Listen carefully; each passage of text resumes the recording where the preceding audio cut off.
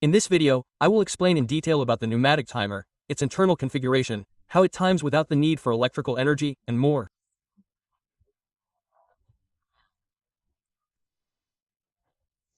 So stay and watch this video, where I will explain everything.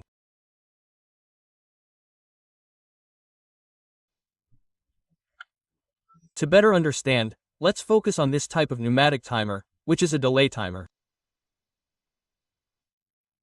This timer block requires a contactor for operation. On the front, it has an adjustment knob, which we can turn to set a delay time between 0.1 seconds and 30 seconds. It also has an actuator, which, if pressed, allows us to perform the timing test manually.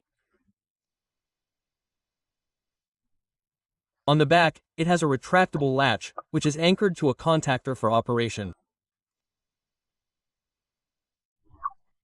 To adjust the delay time, we must turn the number to the top, which is the position that indicates the time we have set. All pneumatic timers have connection terminals, which are auxiliary contacts that operate in the control or command section. Contact 5556 is normally closed, while contact 6768 is normally open.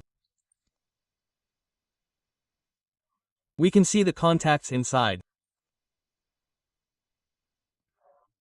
If we turn it to see it from the side, we can see the other elements that make up the pneumatic timer. Note that the necessary elements that allow timing are shown here, since the real device may be a little different from what is shown in this video. The parts we have here are the following: the metal sheets that make up the contacts, a bellows that helps regulate the timing through air, the retractable latch, which at one of its ends is anchored to the contactor for its operation.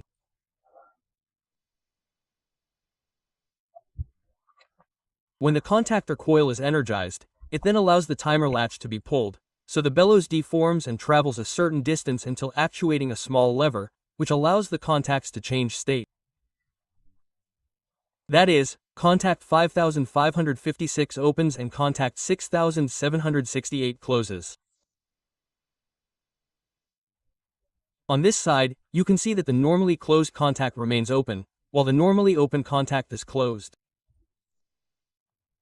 These contacts will remain in that position as long as the contactor holds the latch. If the retractable latch is released, then it allows the bellows to retract and leave it in its initial conditions. But how does it do the timing? Let's take a closer look at what the bellows contains inside. When the latch is pulled, the bellows travels a distance before causing its contacts to switch.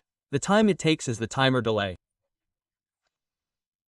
This bellows has a spring inside it, which pushes the movable tip down, but the bellows is what prevents the spring from pushing too fast. This is because of the suction of air in the bellows.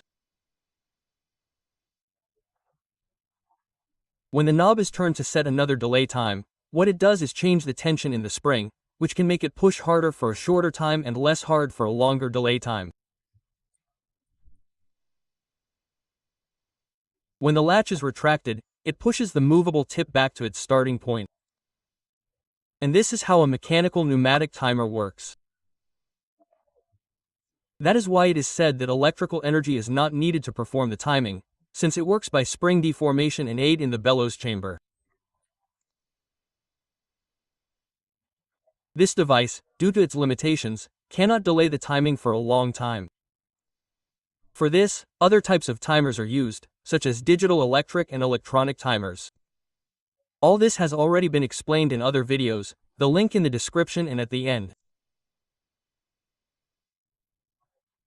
The symbology for the own timer is this, although here the contactor coil is missing, since in other types of timers its symbol can be found in this other form.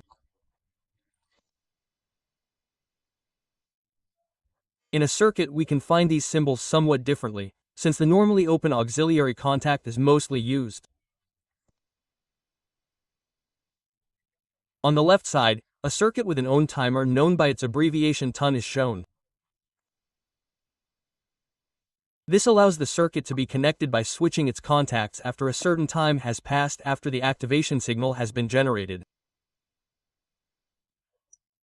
If we close contact S to energize coil K, then it begins to time the connection delay time.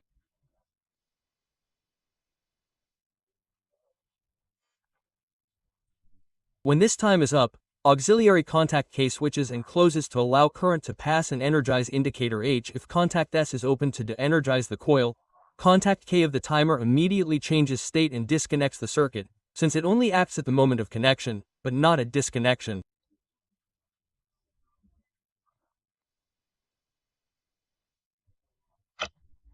A disconnection delay timer, known by its abbreviation TF, allows the circuit to be disconnected by switching its contacts to their default state after a certain time has passed after the deactivation signal has been generated. As mentioned at the beginning, this type of pneumatic timer requires a contactor to pull and retract the latch. A contactor has slots on the front, in which the timer block is placed.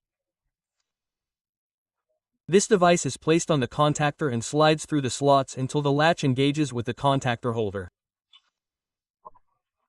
Some contactors have a cover, which must be removed to place the timer block. You must ensure that the timer latch engages with this moving part, which will allow it to be pulled when the contactor coil is energized. Let's look at a small circuit to make use of this connection delay timer. For this, two push buttons will be needed, a normally closed stop button and a normally open start button. We are going to wire the control or command part following the diagram shown in this circuit. From the phase, which in our case will be the brown cable, it is taken and connected to one end of the stop button. From the output at the other end it is taken and connected to the start button. And from the remaining terminal it is taken and connected to terminal A1 of the contactor coil. From output A2 a cable is connected and taken to the neutral terminal, which in our case will be the light blue cable. Now, to make the contactor self-locking and its coil remain energized, a cable must be connected in such a way that the normally open auxiliary contact 1314 is parallel to the start button. From the cable that is connected between the push buttons, it is connected and taken to contacts 67 and 68 of the timer, which is a normally open contact, and then taken and connected to terminal 1 of the coil of the second contactor. We finish the circuit by connecting from terminal A2 of the second contactor to the neutral cable. So, this would be all the connection that must be made to test a timer, for example, for a delayed start of an electric motor. The power or force diagram is relatively easy, since it is only necessary to wire the power cables that come from a motor protector, passing through the main contacts of the second contactor and to the terminals. This is then connected to a motor or any other device that needs a delayed operation. A timer is not only used for delayed starting of motors, but is also widely used for reversing the rotation of motors. If you want to know how to do all that, I will leave the links to said video here at the end. Go and take a look.